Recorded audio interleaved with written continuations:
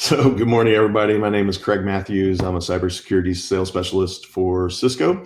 And with me is Justin Murphy. He is a technical solutions architect in our security team. And we will be talking about the ransomware trends of the last year and a half and how Cisco can assist you in protecting your enterprise from that.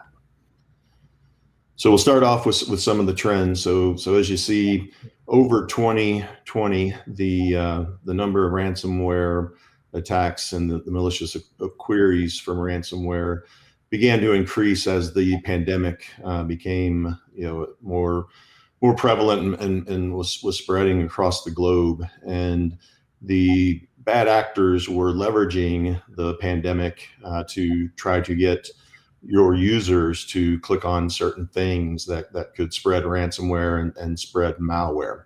And you'll see at the end there in December of 2020 that there was a major spike.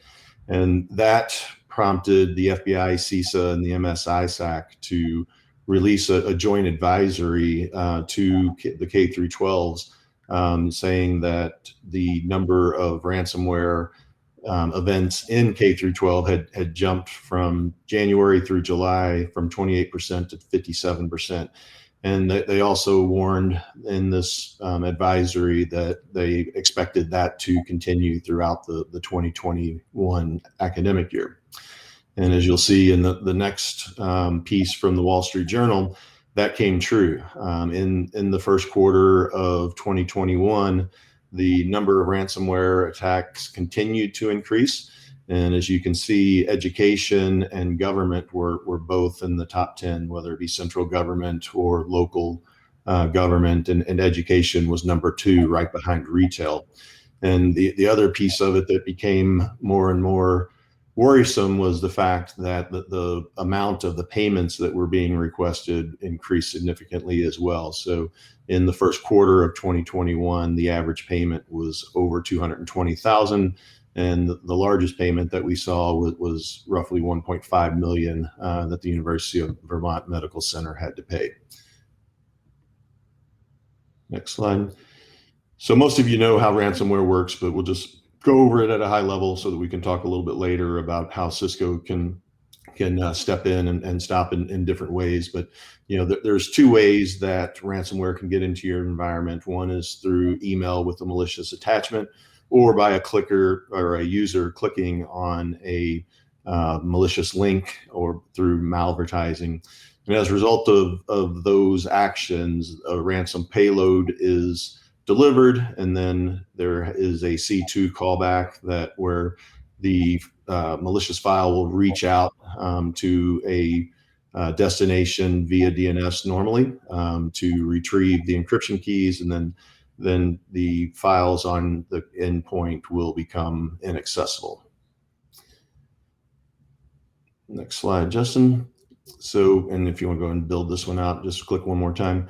As you see here, the main way that these malicious files reach out is through C2 callbacks, and that they leverage DNS. So over 90% of all the different types of ransomware will rely on DNS, and then the payment message that comes as a result of the endpoint being encrypted also leverages DNS. Next slide. So as a result of that, in March of 2021, the NSA, DoD, and CISA released another joint advisory, and in this one, they changed their Cybersecurity Maturity Model Certification, or CMMC standard, and made it a requirement to leverage DNS for cybersecurity. And they required all U.S. government organizations to take steps to mitigate related DNS issues. So at Cisco, we like to call it the trifecta. Most of you know that over 90% of all attacks come in through the number 1 attack vector, which is email. But the source of attacks is really grown through the internet, and as we were talking about, leveraging DNS to reach out or to infect machines. And then, of course, the endpoint is the number 1 target for the attacks, because that is where all the valuable information is housed for your organization. And if you're like most organizations today and most enterprises, you're probably leveraging 3 different vendors for this. And these solutions do not work together in most cases, and you're required to purchase some type of a SIM or a SOAR to kind of collate that information and to help you research the attacks as they're happening and try to respond to them. And as you know, having to jump from console to console, this can be very challenging for your organization. And Deloitte actually came out this year and said that most of the large enterprises are leveraging over 75 tools on average, and that 91% of their customers think that integration is their biggest challenge in the security space. So at Cisco, we like to go with an integrated approach to security. And there's a couple of ways that we go about it. And when we talk about any of our solutions on the security side, the first thing that we like to talk about is Talos. And as you can see here, there's a wide breadth of solutions that Cisco provides on the security side, ranging from our network, next generation firewalls and IPS, through our Meraki devices, and then also through our Snort subscription rule set. But then we also have endpoint solutions, now called Secure Endpoints, and AMP. We also have on our gateways that it also runs on our cloud email security, our web security platforms, and then you also see Cisco Umbrella. That will be the focus of our conversation and our demo today. And I'll add that the intelligence comes in across all of our customers, across all bases out there, and all of these devices are feeding that telemetry into Talos. So our idea is to see once and protect everywhere. So if something happens in, say, the healthcare system in England, and we see that coming through, we can go ahead and start protecting all the customers worldwide from that threat. Absolutely. And so, as Justin said, we're leveraging all of that information coming in from all of these different sources, but we're also leveraging things like threat traps, honeypots.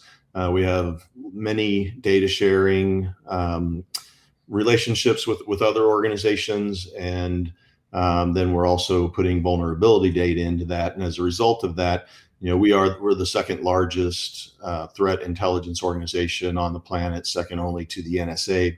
And as you can see, we're seeing over 2.2 trillion artifacts on a daily basis.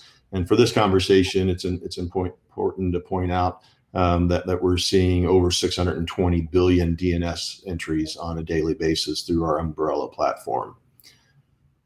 Next slide. And the more important part about Talos is that we actually have 400 plus researchers, and this is a very large growth area for us. So that's growing on a daily and weekly basis. But those 400 plus researchers are reverse engineering malware. They're writing algorithms that they're applying to all of this data that we're gathering.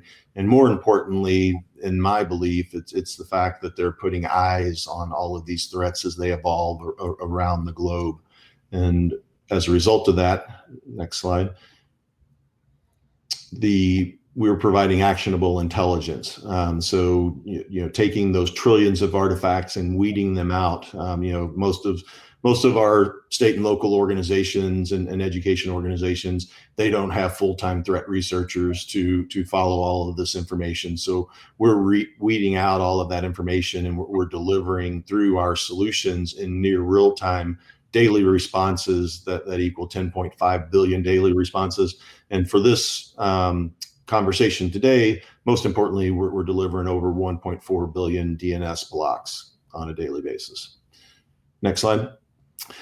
So we talk about how we work together, and we talked about the left side here with Talos. That is the threat intelligence organization that feeds all of our solutions. But how we address the trifecta that I talked about earlier is that we have solutions that are best of breed.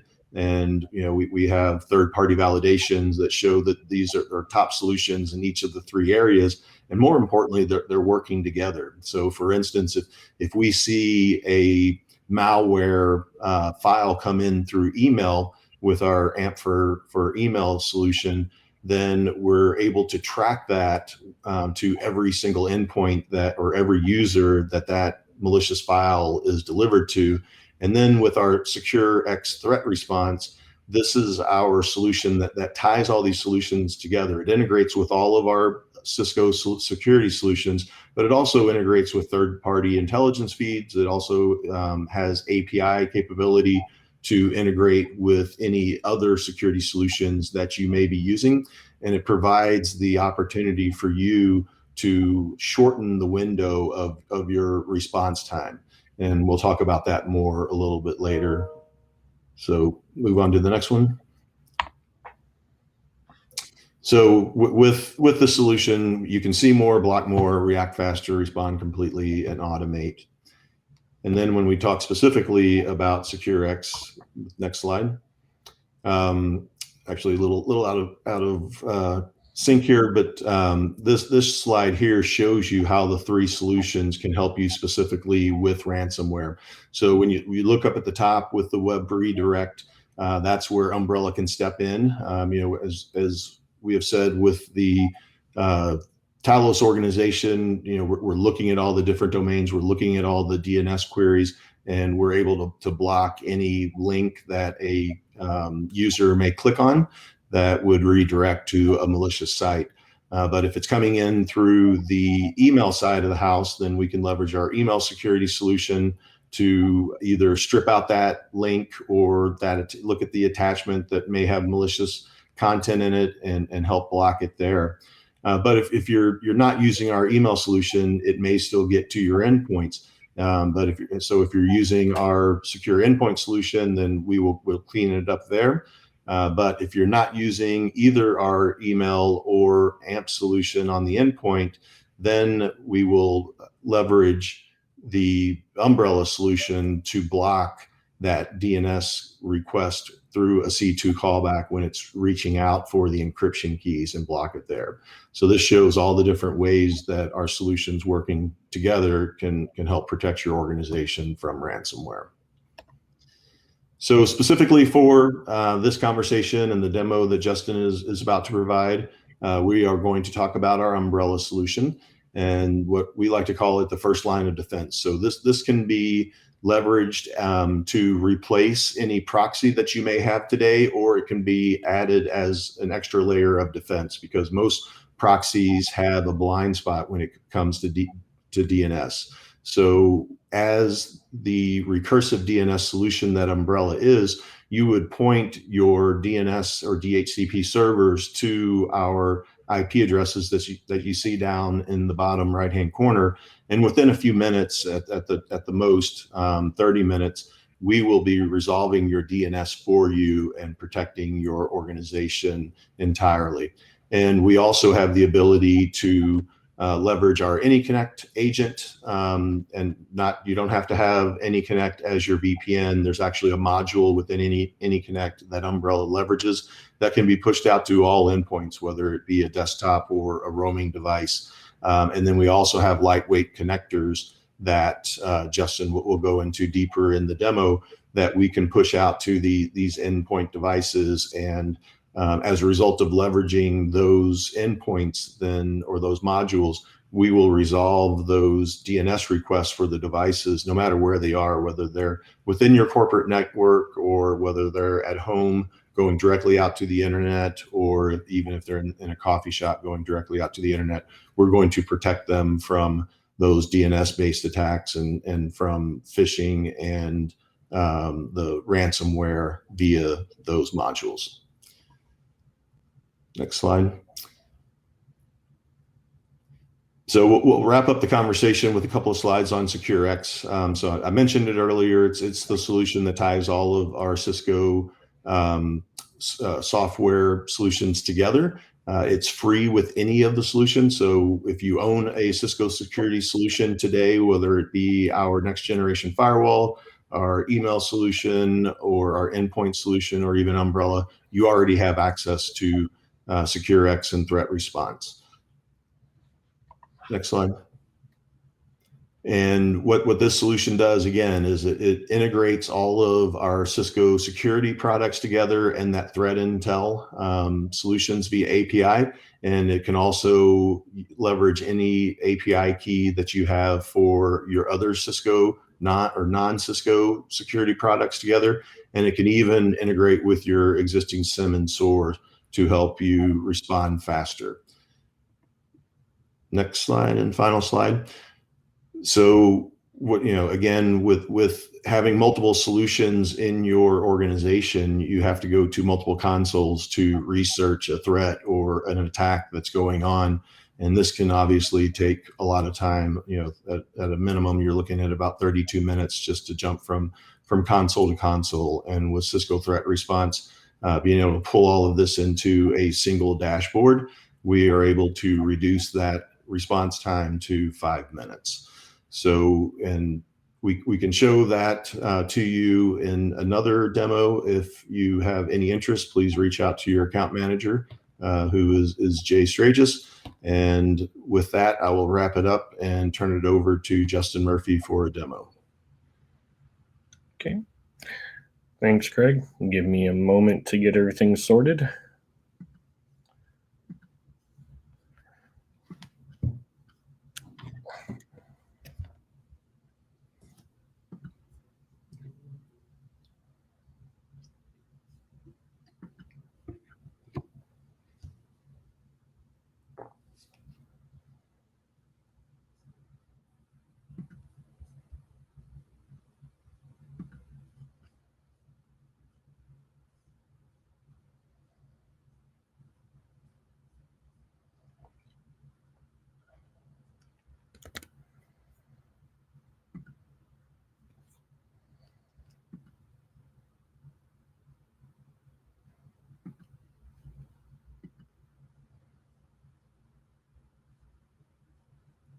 Everybody should be able to see my screen now with Umbrella open. We can. Okay, I just need to switch to that. There we go. All right, so what you're seeing here is the overview page of the Umbrella dashboard. We would be giving you full access to the Umbrella dashboard and all of the features, should you choose to do like a POV or something in your environment. And what we can do is, as part of that POV, like Craig was saying, is just point your DNS at Umbrella. And that's simply taking and going into your DNS servers that you're using today for authoritative DNS internally and setting their recursive resolvers or forwarders to the Umbrella Anycast addresses. And since these Anycast addresses point to any one of our 38 plus sites that we have around the world, we can provide a very fast, very reliable recursive DNS service, and we will intelligently route those DNS queries to the closest, fastest resolvers. And then just registering the public IP address that those DNS servers come out as, we'll start seeing those DNS queries. And that's why that simply takes 15 minutes or so to set up. Once we've done that, we can start telling you where your users are going. So we can come down into a report like our activity volume report and start telling you things like how many DNS queries are going out to malware destinations, crypto mining, command control, phishing. And so you can get a good sort of idea from a DNS perspective, where you may not have seen these things before, on how on what your user traffic looks like, and maybe even give you some idea on where there can be some tuning and things like that. Because if we're seeing 386 phishing destinations being clicked on over the last 24 hours, that probably means we need to be looking at your email security solution, malware and command and control. We at least need to be checking like your IPS and things like that to make sure that they're catching them and seeing what's going on there. But beyond that, we can take and get more specific on those threats in our top threats report. So we'll break down that malware category, the command and control and things like that. So you can see, okay, yeah, adware fits in that category, but it's not necessarily something that is top concerned, especially if you can go ahead and start blocking it. Then your users don't get a chance to click on it, because that could just be because of typically just the beginning of an attempt to exploit a user's device. Now, if you're seeing ransomware, Trojan, exploit kit, those are things that you kind of want to look into, right? So because that could be anywhere along the attack chain, just as Craig was showing you. It could be the initial click on that email link, or it could be some sort of command and control, or crypto, or the downloading the crypto keys in the case of ransomware. Communication. So those DNS queries all give us an opportunity to block and report on that type of activity. So in this case, we're telling you when those DNS queries occurred. We're telling you that this is WannaCry, and that's based on Talos Intelligence. If we know the threat, we'll tell you here. Otherwise, we'll just let you know, hey, we believe it's ransomware, and we can investigate further in your dashboard to figure out what else is going on. You can see the types of identities with our further integrations. A lot of times during the POV, we'll say, okay, yeah, we pointed DNS, but now we want to know who and what's reaching out to those things. And that's where we deploy ways to bring in Active Directory information, bring in device information and things like that, so that you can start getting those identities that are reaching out to those destinations, and you can start seeing what types of what those specific devices are, who's logging into them, and things like that. And then we'll give you the destination so that you can investigate those further in your other devices using SecureX, or however you want to go and look at those. We bring them right up to the top in our top threats report. Just as a quick sidebar, we do not just look at things from a security perspective. We also are classifying things in content and application categories. So you can come into the app discovery report and you can start seeing what sorts of apps are being used. So this can help you with shadow IT. It can help you with deciding what sort of services you may want to offer your users in the future, because it's going to tell you the quantity of DNS queries within your environment, which ones are the top talkers, and you can again come through and look at these, and YouTube usually is somewhere near the top, but here we've got Fitbit, and you can click in and see what that specifically is. You can see the number of identities reaching out to it with those further integrations, the total number of DNS queries going out to them, and when it was first and last detected. So is this something that's continuously being used in our environment, or is it something that was used once, maybe on a guest network or something, and then never seen again? You can click through and again see those identities, see who your power users are. And even if it's IoT, say instead of a Fitbit, this was Nest video cameras or something like that, you could see maybe even where those IoT devices are by monitoring your internal networks for those DNS queries. If nothing else, this at least gives you an idea more of how your users are using the internet and what apps you may want to be aware of that are out there. We do provide for your research and things like that to come in, your ability to come in and look at those DNS queries individually by identity and destination, so that you can see when they came, what sorts of devices they're coming from, what identities we're seeing them as, what destinations they're going to, whether they're allowed or blocked, and then what categories they're falling into. And then finally, when those queries occurred. So you can come in and you can filter those things. So maybe I just want to see what's been blocked.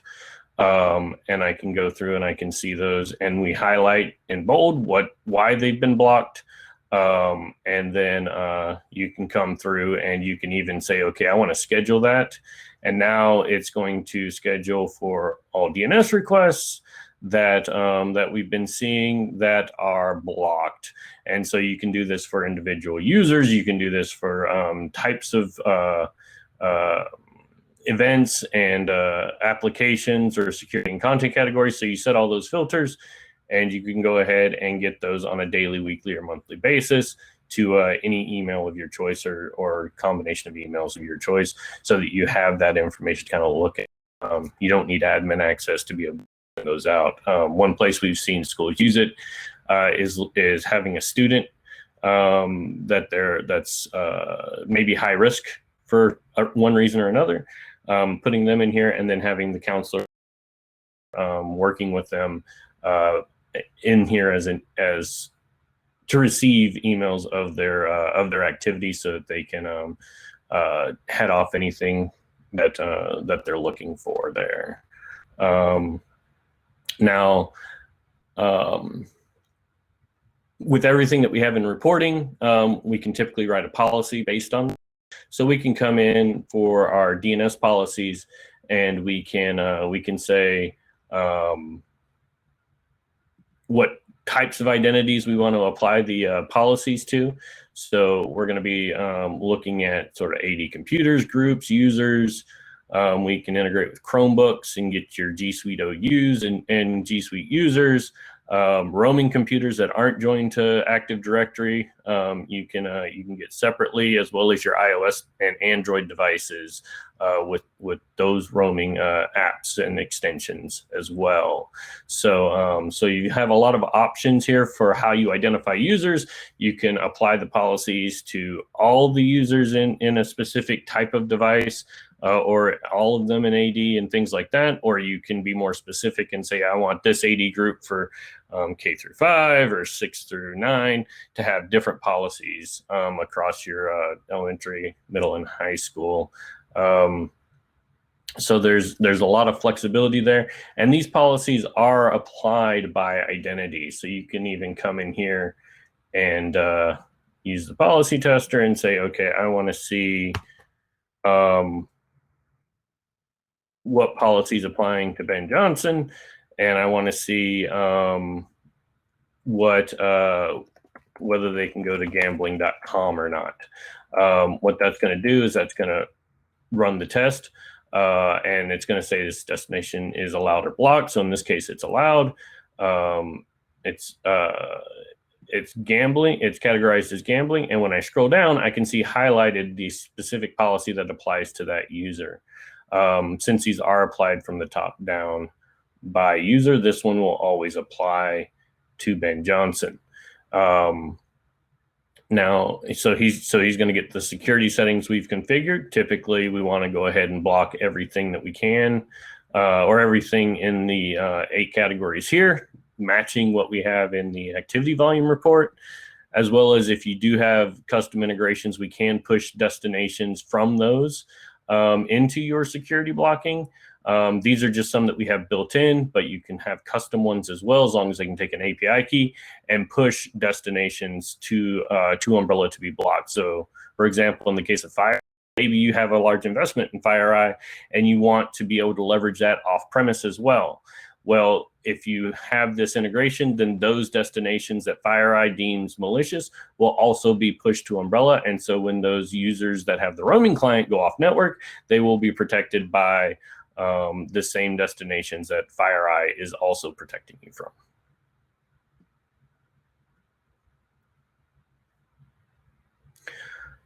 We have over 100 content settings at this point. They are expanding out into a few more just to match Talos and what we deem should be broken out and sort of consolidated within the content settings. But this can help with SIPA, COPPA, those sorts of things. We do have a slide on sort of which ones map across to SIPA for our solution, and that was created sort of based on what we see within the industry as SIPA and COPPA compliant categories. And so that can, when we go through the POV, we can walk through that and some recommendations there. Obviously, you can select all the ones that you feel are necessary to block, but we've got things like hate, discrimination, pornography, all the things that you would expect to have in the content categories. But on a security standpoint, we also have parked domains and proxy anonymizers. Those two categories can help both with content filtering, as well as the fact that, hey, these destinations get, whether they're command and control or phishing or anything like that, they may just get purchased and sit for a while, and so that they don't get marked as malicious, they'll get marked as parked domains. And then once they get an IP address and they start to become active, then we can classify them as malicious. But in between, if you're blocking parked domains, that can help you at the beginning of a campaign, a malicious campaign, or protect you in the case that malicious campaign has been started and targeted your organization. And then proxy anonymizers will help prevent users from getting around the umbrella solution and other solutions by preventing them from using those proxy anonymizers, like I can't, for some reason, none of them come to mind, but one of them's surf something, right? So it's also how we block DOH. DNS over HTTPS will block those destinations that are used by vendors there. So there's a lot of pieces there that we can leverage from a security and content perspective. You can have a custom block page. Of course, actually, yeah, there we go. You can have a custom block page, but by default, we'll go ahead and say Cisco Umbrella with the destination. So that if they have a typo, maybe they can go ahead and self-correct. But you can also have your custom messaging down below, as well as a way for the users to type in their information and report an incorrect block, right? So if you want to send that to a ticketing system or something like that via email, we can absolutely do that, so that you can get not only what the user's reporting, like their name, their email address, and their problem statement, but also the destination they tried to go to, the categories that fell under, the policy that blocked them, and the identity that they came in on. So in case that Mary's using Sally's computer, you can identify that very quickly, as well as if they just say the internet is down or Chrome is broken or something like that, you can actually get some useful information rather than having to reach out and asking the user exactly what happened. We can enforce safe search with Google, Bing, and YouTube, and so you can go ahead and set that so that full search results do not come through. Now, when we're talking about threats and researching threats or researching some of those tickets, we do offer an add-on to the EDU SKU called Investigate, and that gives you the ability to take and research those destinations. So I can try security.com, and I can investigate that. And what that's going to do is that's going to give me a peek into the global intelligence that Talos provides.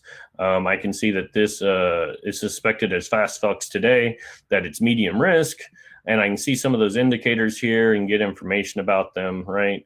But what's actually interesting about this destination is,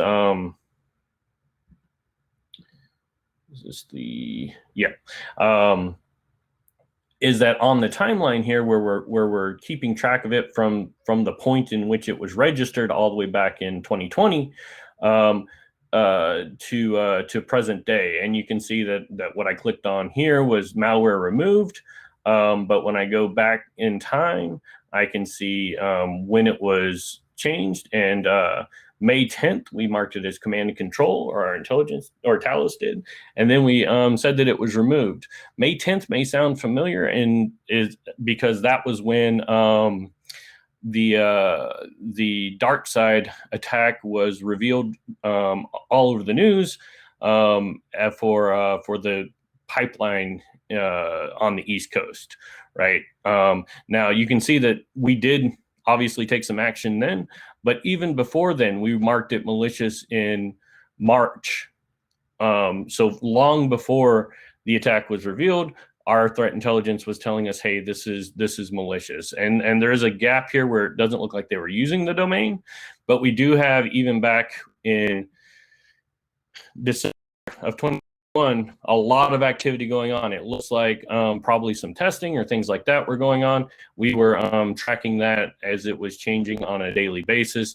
And then eventually they decided to, it looks like at least based on our intelligence, to stop testing with it, and then bring it up live, probably to give it some time to fall out of those malicious categories if they were being marked. And then you can see all the way back to when they were registered, and you can verify that with the WHOIS record that's provided within Investigate, as well as you can see when IP addresses were assigned to that destination, and if they fell into a security category, you can see what those are. You can even investigate those individual IPs and decide whether you want to block them at your border. A lot of times they're used for many different things, but when we come down here, we can see that all of these are destinations that probably you don't want your users to go to. So maybe you want if you're subject to an attack that's that's leveraged destination, block that IP address or IP range within your firewall as well, and you can sort of verify some of the effects that may have within Investigate.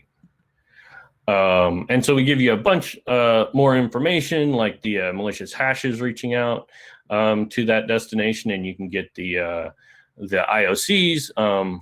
This one you can see right here, that it's being identified as dark side. And you can scroll in, and again, you can see what those IOCs are. You can get some information on what they mean and how they're being leveraged within the environment.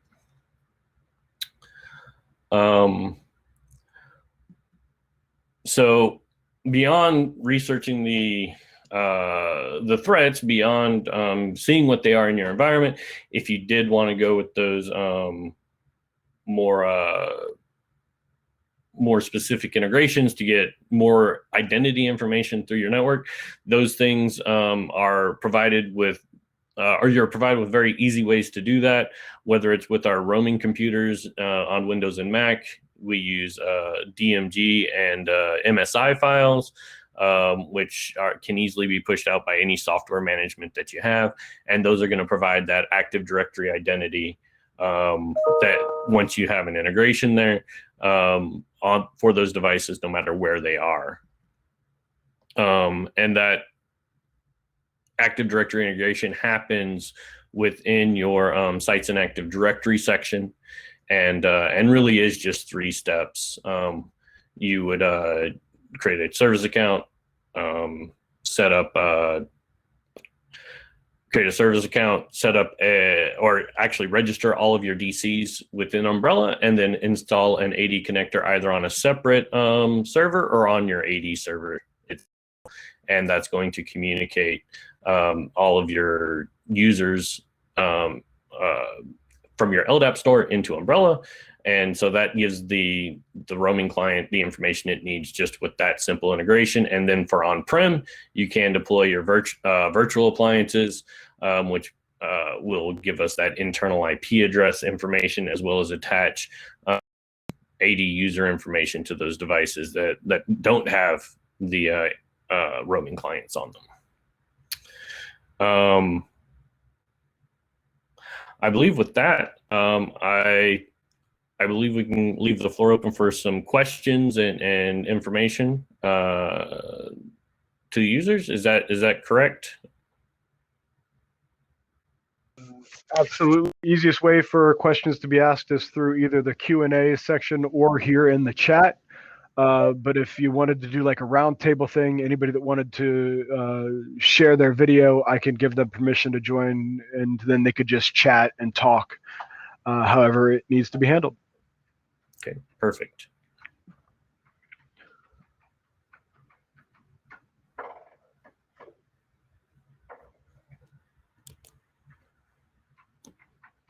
So any questions from the people?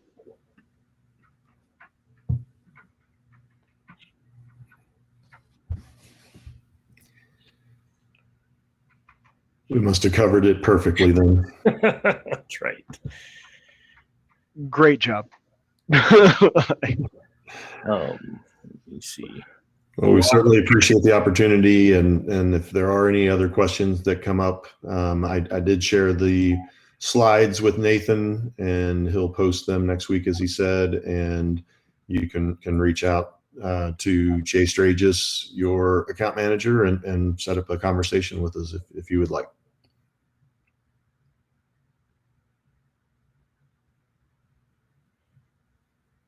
And just to add, the POVs are sort of no obligation, no risk to you, as we will always resolve DNS queries with the umbrella solution.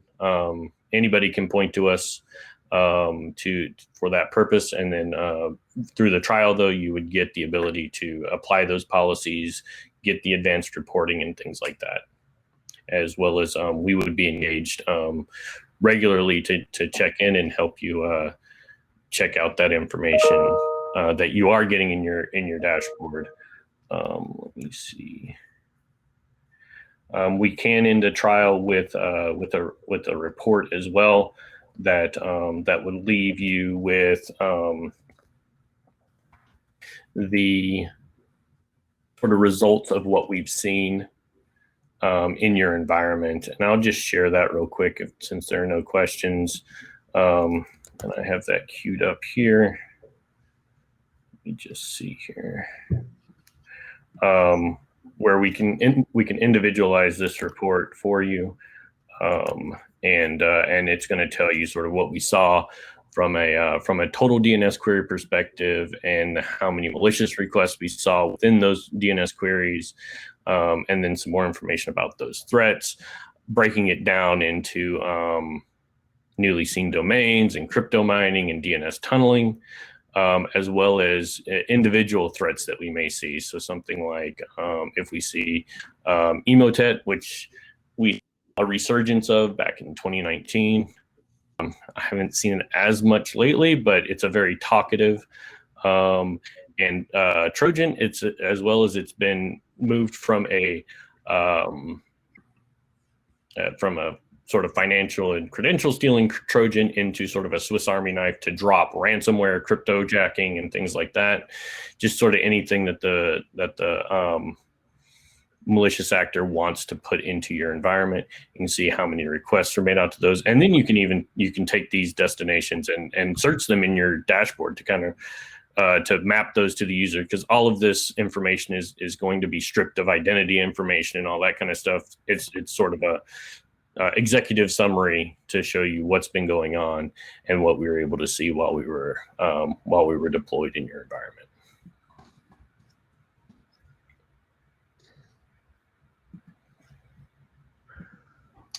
All right. Well, thanks, Justin. Thanks, everyone, for your time and for the opportunity to speak to you today, and look forward to hearing from some of you all here in the near future.